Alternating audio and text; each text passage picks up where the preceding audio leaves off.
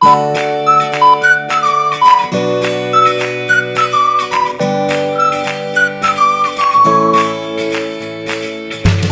Friends, welcome to knowledge world. આજે આપણે જોવાના છે 4 ઓક્ટોબર 2025ના ડેલી કરંટ અફેર્સ, જેમાં આજના દિવસના ખૂબ જ અગત્યના પ્રશ્નો અને સાથે તેને રિલેટેડ ટોપિક વિશે પર ચર્ચા કરીશું. તો શરૂઆત કરીએ આજના વિડીયોની. પ્રથમ પ્રશ્ન છે, તાજેતરમાં $500 બિલિયન નેટવર્થ ધરાવતા પ્રથમ વ્યક્તિ કોણ બન્યા છે? તો ઓપ્શન તમારી સામે આપેલા છે. તો હાલમાં જ જે એલોન મસ્ક છે તેઓ $500 બિલિયન નેટવર્થ ધરાવતા પ્રથમ વ્યક્તિ બન્યા છે. માટે ઓપ્શન નંબર સી આવશે. સ્ક્રીન ઉપર જોઈ શકો છો, આ છે એલોન મસ્ક અને તેઓ હાલમાં જ $500 બિલિયન નેટવર્થ સુધી પહોંચનારા દુનિયાના પ્રથમ વ્યક્તિ છે તે બન્યા છે. અને તેની જે નેટવર્થ છે તે $1.5 ટ્રિલિયન થઈ ગઈ છે.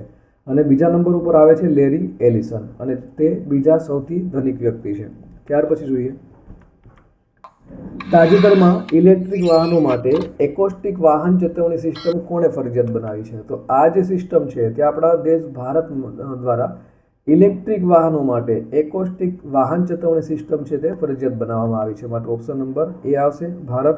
તેના વિશે વાત કરીએ તો ભારત સરકારે માર્ગ સલામતી વધારવા માટે ઇલેક્ટ્રિક વાહનોમાં એકોસ્ટિક વ્હીકલ એલર્ટિંગ સિસ્ટમ છે એ ફરજિયાત હોવાનો નિર્ણય છે તે લીધો છે. અને આ જે છે તે 1 ઓક્ટોબર 2027થી તમામ ઇલેક્ટ્રિક જે વ્હીકલ છે તેના મોડેલો પર લાગુ થશે.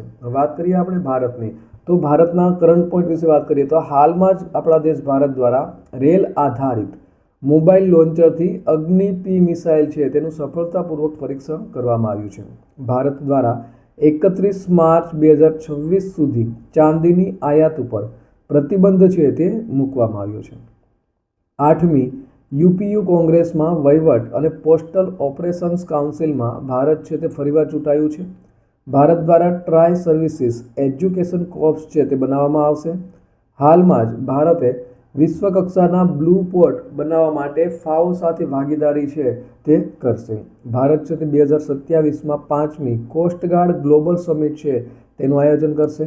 અને સાથે ભારત દ્વારા સેટેલાઇટ ટ્રેકિંગ સ્ટેશન સ્થાપિત કરવા માટે મોરેશિયસ સાથે કરાર પર હસ્તાક્ષર છે તે પણ કર્યા છે. નેક્સ્ટ જોઈએ, તાજેતરમાં વિંગ્સ ઓફ વેલર પુસ્તક કોણે લખ્યું છે? તો હાલમાં જ આ જે પુસ્તક છે તે સ્વપ્નિલ પાંડે દ્વારા લખવામાં આવ્યું છે. માટે ઓપ્શન નંબર સી આવશે. તેના વિશે વાત કરીએ તો સ્ક્રીન ઉપર જોઈ શકો છો, આ છે સ્વપ્નિલ પાંડે લિખિત વિંગ્સ ઓફ વેલર. તો વાયુસેનાના જે વડા છે ચીફ માર્શલ APC, તેઓએ સ્વપ્નિલ પાંડેના પુસ્તક જે વિંગ્સ ઓફ વેલર છે તેનું વિમોચન છે તે કર્યું છે. અને આ જે પુસ્તક છે તે ભારતીય વાયુસેના એટલે કે ઇન્ડિયન એરફોર્સના સાહસિક કાર્યો અને જેમાં ઓપરેશન સિંધુ જે હાલમાં જ પાકિસ્તાન સામે આપણે કરેલું છે તેનો પણ તેમાં સમાવેશ કરેલો છે અને તેનું વર્ણન છે તે પણ કરેલું છે. અને સ્ક્રીન ઉપર તમે જોઈ શકો છો, true story of the Indian air force's daring operations. ત્યાર પછી જોઈએ તો બીજા અગત્યના પુસ્તકો જે હાલમાં જ પ્રકાશિત થયેલા છે, તો તેમાં KJS ઢિલ્લોનનું પુસ્તક operation Sindhu the untold story of India's deep strikes inside Pakistan પ્રકાશિત થયું છે.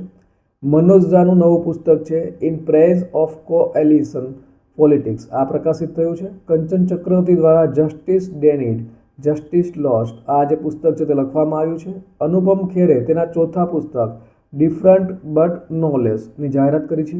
DY ચંદ્રચૂડે તેનું પહેલું પુસ્તક વાય ધી કોન્સ્ટિટ્યુશન મેટર્સ પ્રકાશિત કર્યું છે. મનીષ મુંદ્રાએ તેની જે કોફી ટેબલ બુક છે wild Africa through my lens launch કરી છે. અને રવિ કે મિશ્રાનું પુસ્તક છે demography representation delimitation the north south divide in India, આ જે છે તે પ્રકાશિત કરવામાં આવ્યું છે. તાજેતરમાં રાષ્ટ્રીય ધન્વંતરી આયુર્વેદ પુરસ્કાર કોને એનાયત કરવામાં આવ્યો હતો? તો હાલમાં જ આ જે આયુર્વેદ પુરસ્કાર છે તે આયુષ મંત્રાલય દ્વારા ભાવના પ્રસન્ન, બનવારીલાલ ગોર અને ET નીલકંઠન મૂસ, આ તમામને પુરસ્કાર છે તે આપવામાં આવ્યો છે. માટે ઓપ્શન નંબર ડી આવશે. તેના વિશે વાત કરીએ તો આયુષ મંત્રાલય દ્વારા જે પ્રોફેસર બનવારીલાલ ગોર, વૈદ નીલકંઠન મૂસ અને ET અને વૈદ ભાવના પ્રસર અને શૈક્ષણિક અને પરંપરાગત અને વૈજ્ઞાનિક ક્ષેત્રોમાં આયુર્વેદના ક્ષેત્રમાં ઉત્કૃષ્ટ યોગદાન બદલ રાષ્ટ્રીય ધન્વંતરી આયુર્વેદ પુરસ્કાર છે 2025 તે એનાયત કરવામાં આવ્યો છે. હવે આ જે પુરસ્કાર છે તેમાં શું આપવામાં આવે છે? તો કે એક પ્રશસ્તિ પત્ર, ભગવાન ધન્વંતરીની પ્રતિમા ધરાવતી ટ્રોફી અને 5 લાખ રૂપિયાનું રોકડ ઇનામ છે તે આ પુરસ્કારમાં એનાયત કરવામાં આવે છે. ત્યાર પછી જોઈએ બીજા અગત્યના એવોર્ડ વિશે. તો અમશી પ્રસન્નકુમારે એગ્રીકલ્ચરલ મીડિયા એવોર્ડ 2025 જીત્યો છે. ડૉક્ટર મનમોહન સિંહને મરણોત્તર PV Narasimha Rao memorial award છે તેનાથી સન્માનિત કરવામાં આવ્યા છે. American society of mechanical engineers દ્વારા બાબા કલ્યાણીને હોલી મેડલ છે તેનાથી સન્માનિત કરવામાં આવ્યા છે. તો અનુપર્ણ રોયને સોંગ્સ ઓફ ફોરગટન ટ્રીઝ માટે ઓરિઝોન્ટીનો શ્રેષ્ઠ દિગ્દર્શક એવોર્ડ છે તે મળ્યો છે. યુનુસ અહેમદને કેમલ ઇન્ટરનેશનલ એવોર્ડ 2025થી સન્માનિત કરવામાં આવ્યા છે. તો આનંદવી પાટીલને બેંગલુરુમાં પ્રતિષ્ઠિત પ્રોફેસર વીકે ગોગક એવોર્ડથી સન્માનિત છે તે કરવામાં આવશે.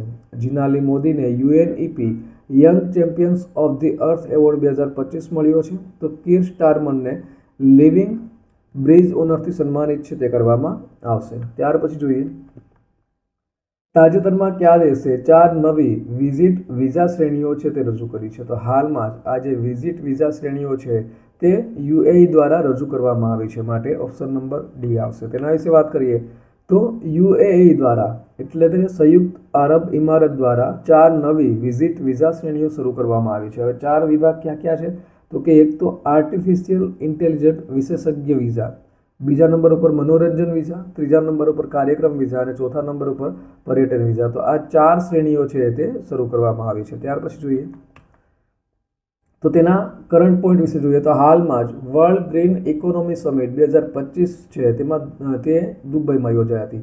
2026 સુધીમાં દુબઈમાં 15 કિલોમીટરનો સ્વાયત્ત પરિવહન કોરિડોર છે તે શરૂ કરવામાં આવશે. IIM અમદાવાદે દુબઈમાં તેનું પ્રથમ વૈશ્વિક કેમ્પસ છે તે ખોલ્યું છે. યુએઈમાં પ્રથમ વિદેશી અટલ ઇનોવેશન સેન્ટર છે તે શરૂ કરવામાં આવ્યું છે. એશિયા કપ 2025 છે તે દુબઈમાં રમાયો છે. યુએઈ સેન્ટ્રલ બેન્કે OTP આધારિત પ્રમાણીકરણનો અંત લાવવાનો આદેશ આપ્યો છે. તો 57મો આંતરરાષ્ટ્રીય રસાયણશાસ્ત્ર ઓલિમ્પિયાડ છે તે પણ દુબઈમાં યોજાયો હતો. મશરેક ગિફ્ટ સિટીમાં પ્રવેશ કરનાર પ્રથમ યુએઈ બેંક છે તે બન્યો છે. ત્યાર પછી જોઈએ તાજેતરમાં આંતરરાષ્ટ્રીય અહિંસા દિવસ ક્યારે ઉજવવામાં આવ્યો તો દર વર્ષે 2 ઓક્ટોબરે ગાંધી જયંતિના દિવસે આંતરરાષ્ટ્રીય અહિંસા દિવસ છે તેની ઉજવણી થાય છે, માટે ઓપ્શન નંબર ડી આવશે. તેના વિશે વાત કરીએ તો ઇન્ટરનેશનલ નોન વાયલન્સ ડે એટલે કે આંતરરાષ્ટ્રીય અહિંસા દિવસ તે દર વર્ષે 2 ઓક્ટોબરના રોજ ઉજવવામાં આવે છે અને ત્યારે ગાંધી જયંતિ એટલે મહાત્મા ગાંધીની જન્મજયંતિ હોય છે. અને 2007માં ભારત સરકારે સંયુક્ત રાષ્ટ્રસભામાં એક ઠરાવ રજૂ કર્યો હતો અને તેઓના દ્વારા મહાત્મા ગાંધીની જન્મજયંતિ એટલે કે 2 ઓક્ટોબરને આંતરરાષ્ટ્રીય અહિંસા દિવસ તરીકે ઉજવવાની વિનંતી કરવામાં આવી હતી. અને ત્યારબાદ 15 જૂન 2007ના રોજ સંયુક્ત રાષ્ટ્ર મહાસભા દ્વારા તેને અપનાવવામાં આવ્યો હતો અને ત્યારથી આંતરરાષ્ટ્રીય અહિંસા દિવસ છે તેની ઉજવણી થાય છે. ત્યાર પછી જોઈએ તો તાજેતરમાં ભારતીય રેલવેએ દિલ્હી અને કયા શહેર વચ્ચે તેની પ્રથમ ટ્રાન્ઝિટ ટાઈમ કન્ટેનર ટ્રેન સેવા શરૂ કરી છે.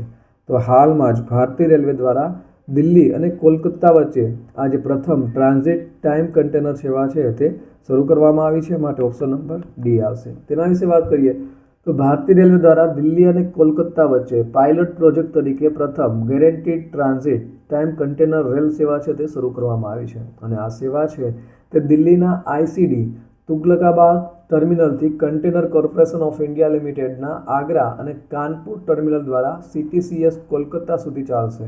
અને આ જે ખાસ સેવા છે તે 120 કલાકના ગેરંટીડ ટ્રાન્ઝિટ સમયની ખાતરી કરવા માટે બનાવવામાં આવી છે.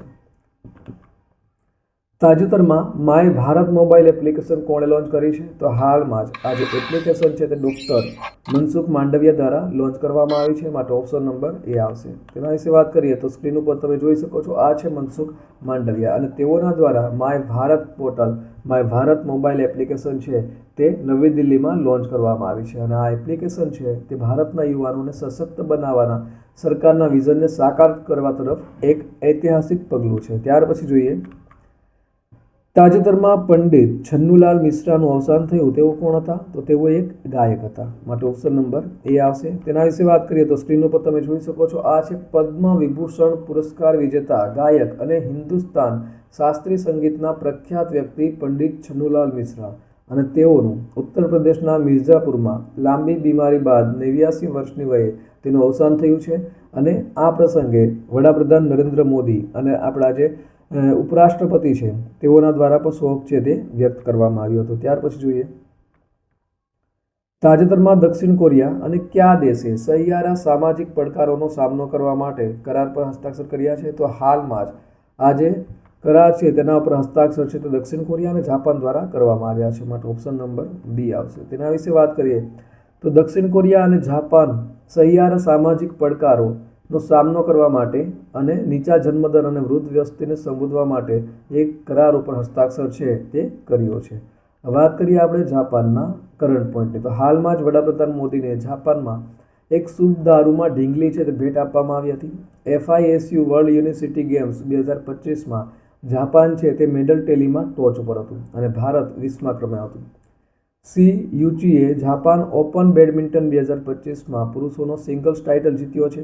તો 20મી વિશ્વ એથ્લેટિક્સ ચેમ્પિયનશિપ છે તે ટોક્યોમાં શરૂ થઈ છે. જાપાનના કોકીચી અકુઝાવાએ 102 વર્ષની ઉંમરે માઉન્ટ ફુજી પર ચઢાણ કર્યું છે. તો ચૂંટણી હાર્યા બાદ જાપાનના વડાપ્રધાને રાજીનામું આપ્યું હતું. તો વડાપ્રધાન મોદીએ જાપાનના વડાપ્રધાનને કિંમતી પથ્થરો અને ચાંદીના ચોપસ્ટિક્સથી બનેલો બાઉલ સેટ છે તે ભેટમાં આપ્યો હતો. ત્યાર પછી જોઈએ ગઈકાલે પૂછાયેલા પ્રશ્નોનો જવાબ. તો ગઈકાલે પૂછ્યું હતું કે તાજેતરમાં વડાપ્રધાન નરેન્દ્રભાઈ મોદીએ કોની આત્મકથા માટે પ્રસ્તાવના લખી છે? તો ઓપ્શન આપેલા હતા. તો હાલમાં જ તેઓના દ્વારા જોર્જિયા મેલોની છે તેઓની આત્મકથા માટે પ્રસ્તાવના છે તે લખી હતી. માટે ઓપ્શન નંબર એ છે તે તેનો જવાબ આવશે. અને આ જે છે તે પ્રસ્તાવના ત્રીજી વ્યક્તિ માટે લખવામાં આવી હતી. આ અગાઉ પણ આપણે આની ડીપમાં જોયા છે કે પહેલી આનંદીબેન પટેલ માટે પ્રસ્તાવના લખી હતી અને ત્યાર પછી હેમા માલિની અને આ છે જોર્જિયા મેલિની જેના માટે પ્રસ્તાવના લખવામાં આવી હતી. ત્યાર પછી જોઈએ આજનો સવાલ. તાજેતરમાં ભારતીય સેનાએ ડ્રોન આર્મર કવાયત ક્યાં હાથ ધરી હતી? તો ઓપ્શન આપેલા છે ઓડિશા, બી ઉત્તરાખંડ, સી રાજસ્થાન અને ડી અરુણાચલ પ્રદેશ. તો આનો સાચો જવાબ કોમેન્ટ બોક્સમાં કોમેન્ટ કરી અને જણાવવાનો રહેશે. તો આ સાથે આજના દિવસનો જે વિડીયો છે તે પૂર્ણ થાય છે. બીજા અગત્યના વિડીયોની લિંક છે અહીં સ્ક્રીન ઉપર આપેલી છે જ્યાંથી તમે તે તમામ વિડીયો છે તેને જોઈ શકશો.